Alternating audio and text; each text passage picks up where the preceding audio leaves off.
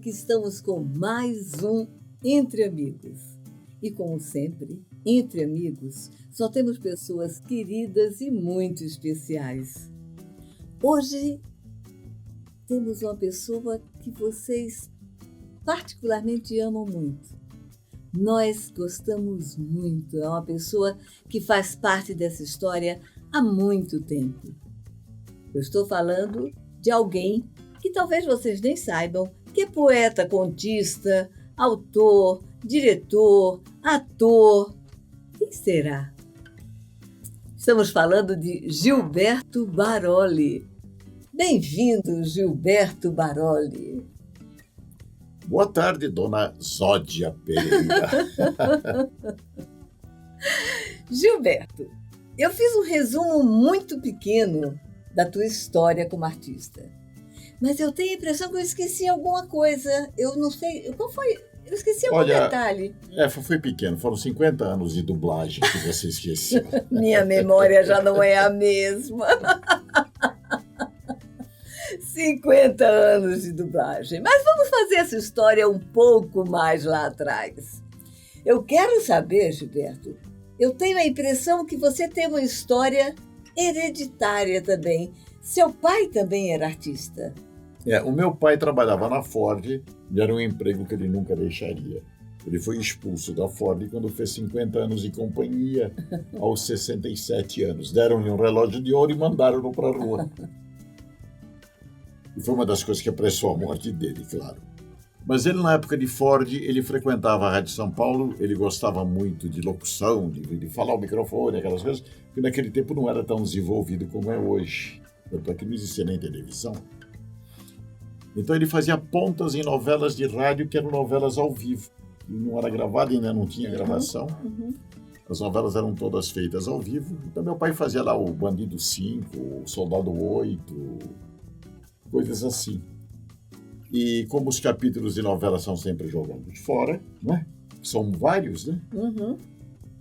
Eu pedia para ele me trazer a cópia dele, não jogar fora. Então ele trazia e eu ficava lendo e brincando de interpretar. Olha que legal. E depois também brincando de escrever novela. Foi aí que você começou a escrever, a brincar. Foi aí que eu comecei a escrever. Sim. E aí você, brincando com isso, quando é que isso não me parece que fosse um caminho do teu pai, já que ele era... Não, inclusive, eu disse a ele, você deixa eu ir na rádio fazer um teste? Eu tinha o quê, uns 10 anos de idade? Posso fazer um teste na rádio? Ele disse, não, aquilo não é ambiente para você. E eu não fui. E quando você começou a circular como artista? Sei lá, ver teatro, pensar nisso? Pois é, eu comecei a assistir teatro, quer dizer, adorava ver teatro, e me convidaram para fazer teatro amador. O meu sonho era ser professor de português e fazer literatura comparada. Eu seria um professor mais de literatura. E aí, de repente, comecei a fazer teatro amador.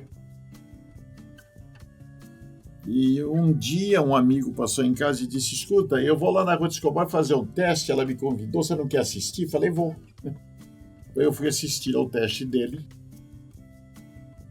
E no fim do dia, o Maurice Vanneau, que era um belga, um diretor da época, maravilhoso, ele olhou, ele me viu e falou, você não vai fazer teste? Eu falei, não, eu vim assistir só. Disse, não, mas faz o teste que eu preciso de gente grande que tem muito soldado na peça. Então, eu fui lá e fiz o teste, ele disse, volta amanhã. Meu amigo não voltou. Mas antes de Rua de Escobar, você já fazia teatro? Tem fotos suas fazendo teatro amador. De teatro amador, você Sim. Começou no teatro amador. Amador, lá na Lapa. Na Lapa, né? Aliás, aqui, né, Vila Romana, Lapa. No Teatro Cacilda Becker?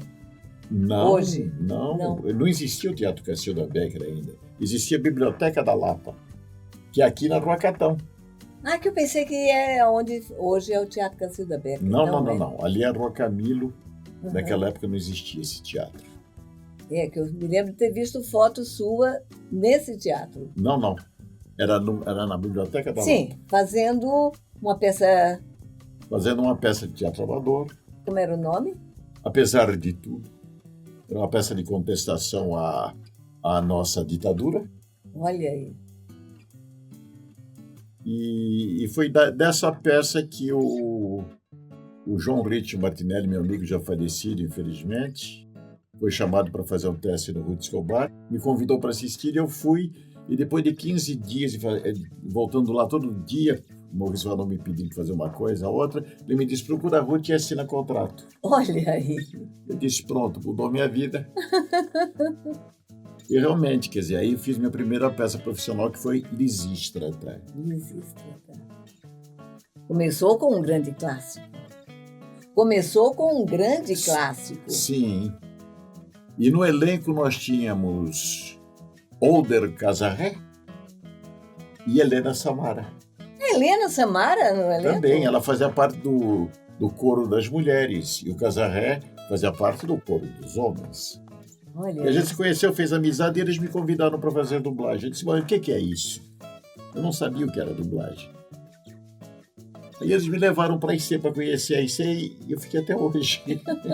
Aí você começa na dublagem. Como foi a sua experiência, seus primeiros passos no estúdio de dublagem?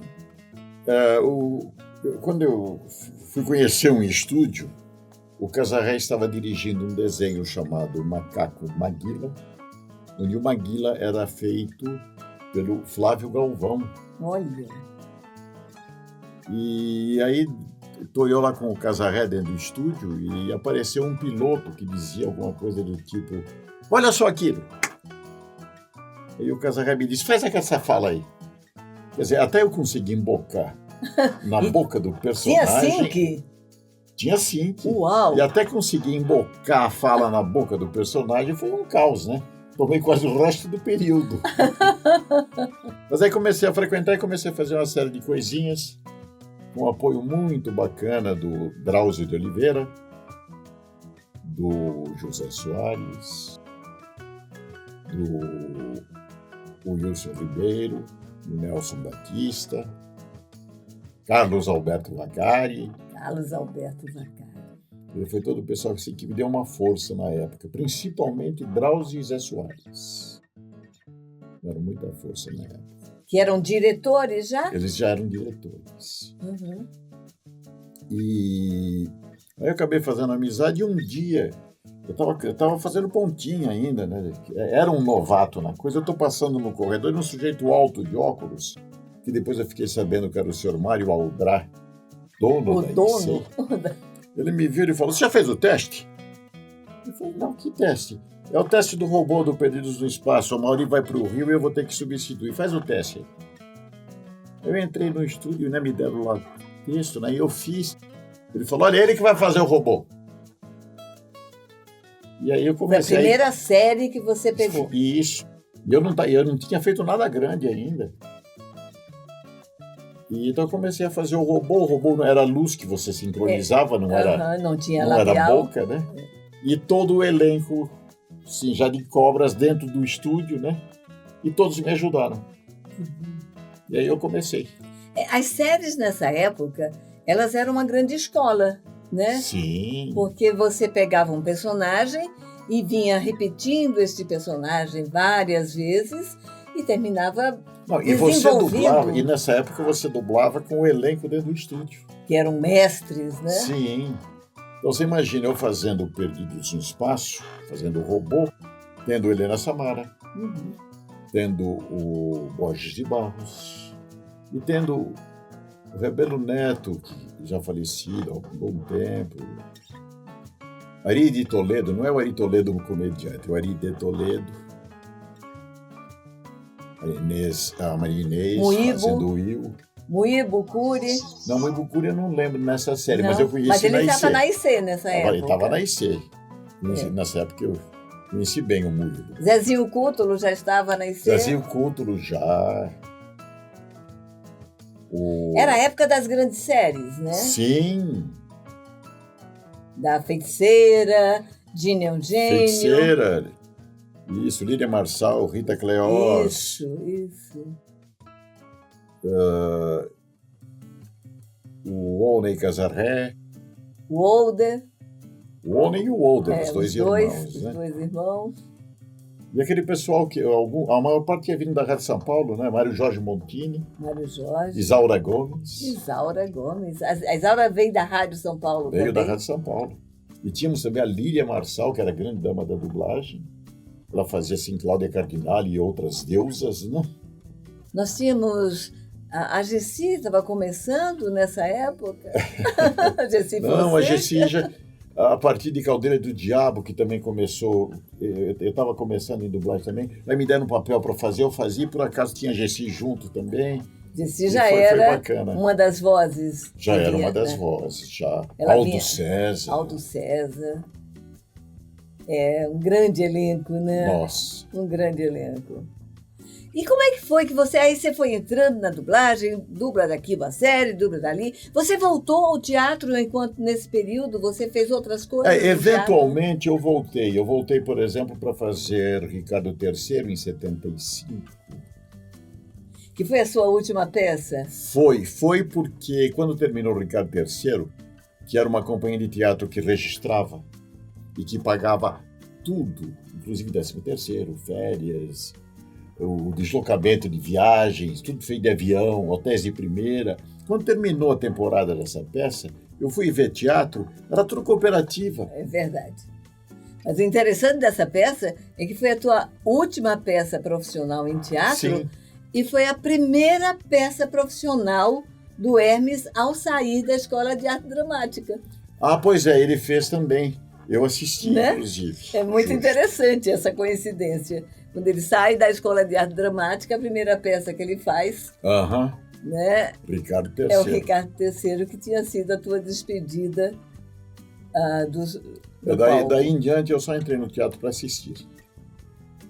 Tá. Aí você se entregou à dublagem ou você fez outros trabalhos como ator? Não, televisão, novela, cinema?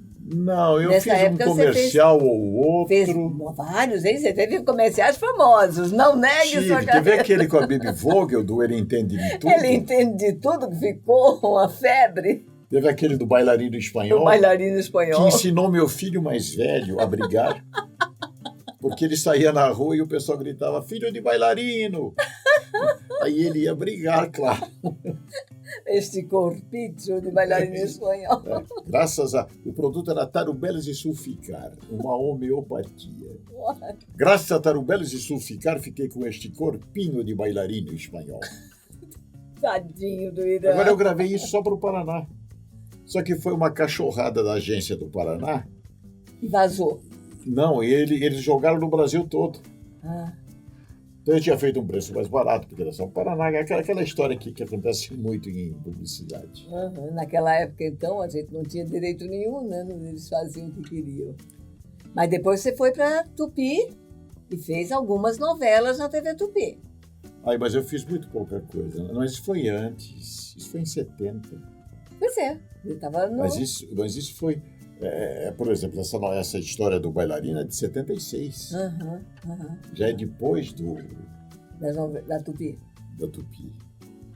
Então, na Tupi você fez três novelas, eu fiz uma participação Bellamy, na Fábrica, fiz no Bellamy, fiz no Hospital. No Hospital você fazia o galã da Ana Rosa. Isso. Era uma historiazinha dentro da história toda. Agora, o que mais me marcou nessa época de Tupi, eu só percebi mais tarde, é que quando eu estava fazendo Bellamy, eu conversava diariamente com uma mulher que hoje eu amo profundamente e ela já morreu, que é a Maísa Matarazzo. Ela fazia novela? Ela fazia novela, a gente conversava diariamente. Olha... Entende? Eu não tinha ideia da grandiosidade daquela mulher. Eu não lembrava que ela tinha feito Bellamy. O cenário dela tinha uma catatua. Cacatua, né? Acho que é Cacatua. É. Que incrível, né? Hoje eu tenho todos os discos da Maísa. Que incrível como as nossas histórias se misturam. Muito bem, Gilberto Baroli. Você é conhecido pelos seus fãs no Brasil inteiro por ser o patriarca do clã Baroli, né? O clã Baroli, que nunca teria sido o clã Baroli da dublagem se tivessem seguido o meu conselho. Todos teriam estudado. Pois é, mas você, quase todos os teus filhos, os teus familiares estão na dublagem. Mas você tem um que não entrou na dublagem, que ficou traumatizado, talvez até pelo bailarino espanhol, mas que herdou 2 grandes talentos seus, que foi o do vendedor. Sim. Né? Você sempre foi um grande vendedor. Eu vendi muito livro, muita enciclopédia. E o professor, quer dizer, aquilo que você fazia naquela época se transformou em marketing hoje. Sim. Né? Então, fala um pouco como é que você vê esse teu filho neste outro caminho, que não o artístico, mas também herdeiro dos teus talentos. Eu acho que o Irã pegou o caminho certo. Ele é o único que ganha dinheiro realmente na família. Ele é especialista em marketing. Ele terminou agora, ano passado, o curso de mestrado em marketing. Ele é professor da Fundação Getúlio Vargas, é um dos grandes diretores da Folha de São Paulo na área de publicidade e está muito bem de vida, graças a Deus, e não pensa em dublagem. Quem pensa em dublagem, por exemplo, é um dos filhos dele, ele tem uma menina, a Isabela, que é uma menina maravilhosa que está fazendo marketing também, e um garoto que já tentou dublagem e gosta de dublagem. E se ele tivesse mais oportunidade, ele dublaria mais. Foi ele quem dublou, por exemplo, o Ceia pequeno naquele longa-metragem dos Cavaleiros. Inclusive, aquele Ceia é muito interessante, porque a gente percebe que o Irã tem o Irãzinho, né, para poder diferenciar do pai, ele tem a mesma voz que o Hermes tinha ao começar na dublagem. A mesma voz do Hermes fazendo Manabu. Sim, eu lembro dele do Hermes começando. É incrível essa semelhança, né, dos dois. Muito bem, a gente já chegou até uma linhagem aqui, né, do Irã Baroli, que não é artista, do Irãzinho Baroli, que é o filho do Irã, que já começa a se tivesse mais oportunidades, ele provavelmente tivesse mais. Ser é verdade, dublador. ele está fazendo, inclusive, curso de teatro, ele está começando a fazer curso de teatro. Mas a gente, então, agora vamos falar das meninas, das suas e outras herdeiras artistas. Como é você ver essas meninas crescendo e entrando e se tornando também grandes nomes na dublagem? E olha, elas são excelentes dubladoras.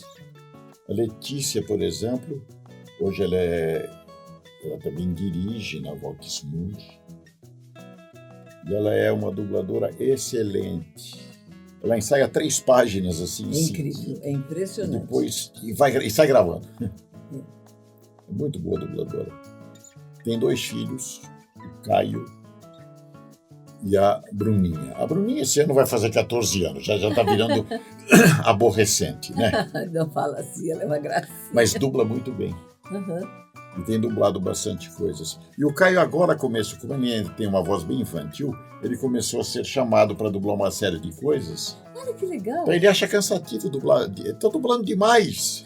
Mas e quando você ganha? Não, aí é bom. Eu não sabia que o Caio também está dublando. Olha que legal. E a minha outra filha, a caçula, Luciana, outra excelente dubladora, ela no começo não queria entrar em dublagem, ela decidiu mais tarde. E hoje em dia, olha, é difícil falar com ela porque ela está sempre dublando. E o filho dela dubla muito.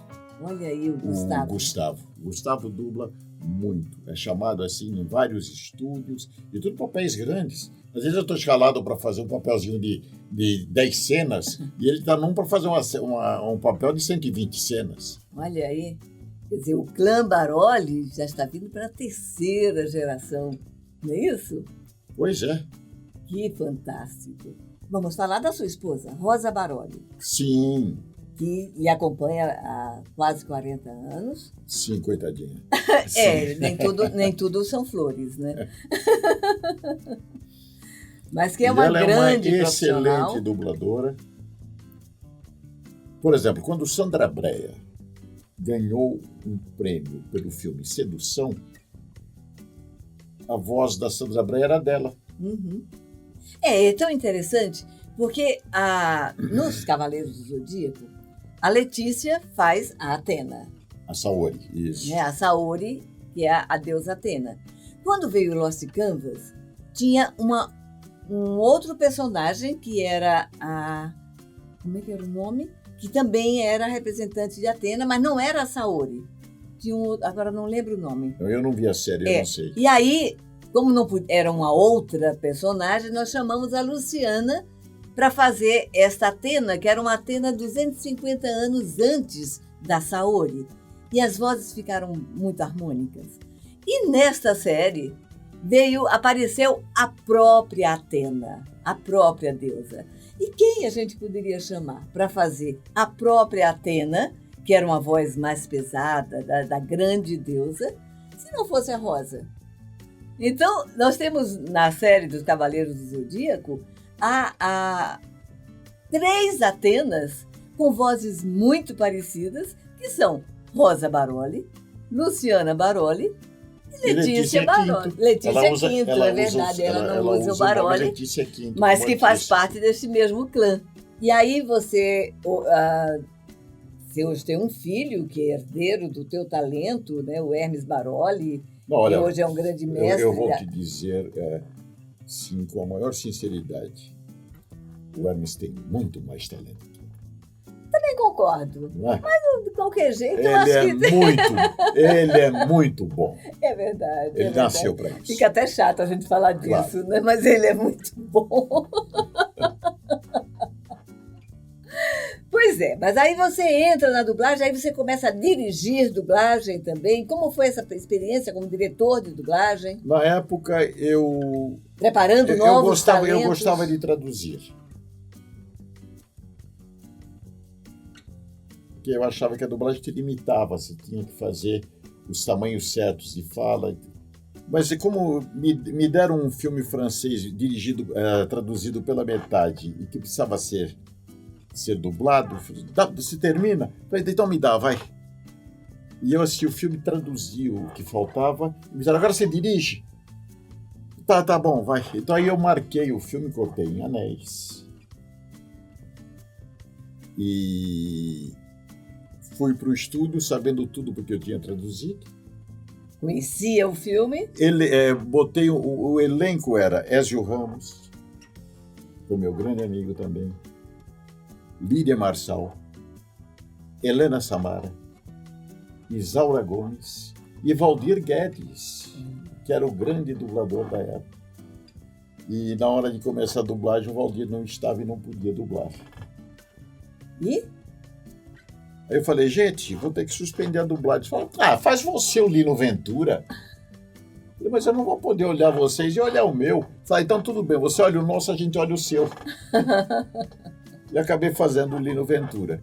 Com eles te dirigindo? Oi? Com o elenco lhe dirigindo? Com o elenco me dirigindo e eu dirigindo o elenco. E esse filme chamava-se Os Leões Estão à Solta. Les Lions sont lâchés.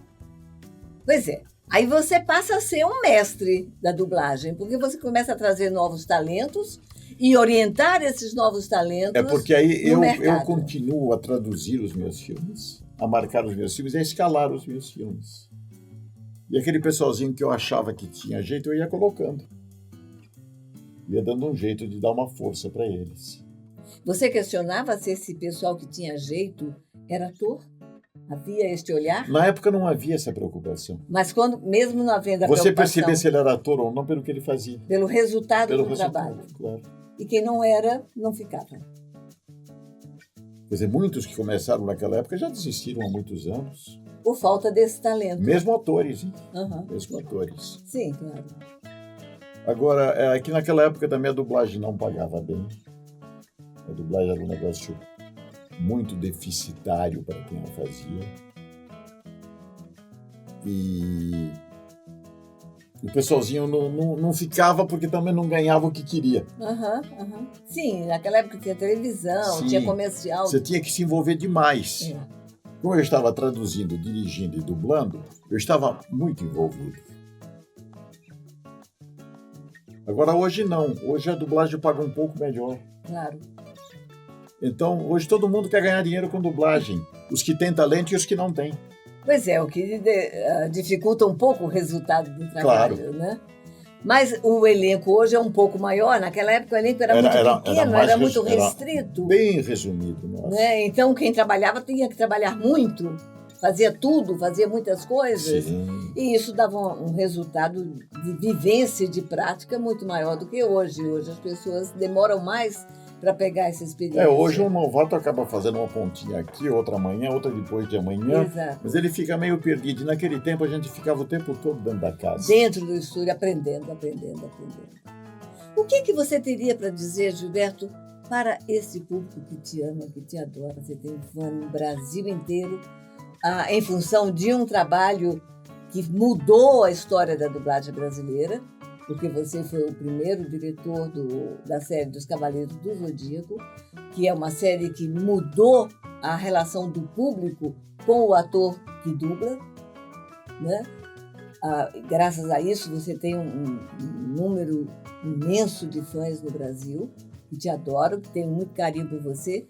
O que você tem a dizer para essas pessoas que hoje têm na dublagem até um objetivo de vida? Né? Todo mundo quer ser dublador, porque todo mundo quer ser um Gilberto Baroli. Então, gente, eu vou voltar ao tempo em que eu lia muita poesia, em que eu lia todos os autores que apareciam. Existe um livro de Rainer Maria Rilke que se chama Cartas a um Jovem Poeta, onde um poeta pergunta ao Rilke se os poemas dele são bons e se ele deve continuar a escrever para ser um poeta. E Rilke respondeu-lhe dizendo o seguinte: quando você notar que se você parar de escrever, você vai morrer, você será um poeta. Então, o que eu tenho a dizer para esse pessoal é algo muito parecido. Se a dublagem é a sua vida, se a arte é a sua vida, se o teatro é a sua vida, se tudo isso é a sua vida, vá em frente, lute por isso. Agora, se for só um ganha-pão, vai procurar outra coisa. Existem muitas profissões que pagam mais do que a dublagem, tá? E onde você vai poder exercer esse não talento, tá? Agora, se realmente é isso que você quer, você daria a sua vida por isso? Então vai em frente, luta por isso. E se precisar, eu te ajudo, tá?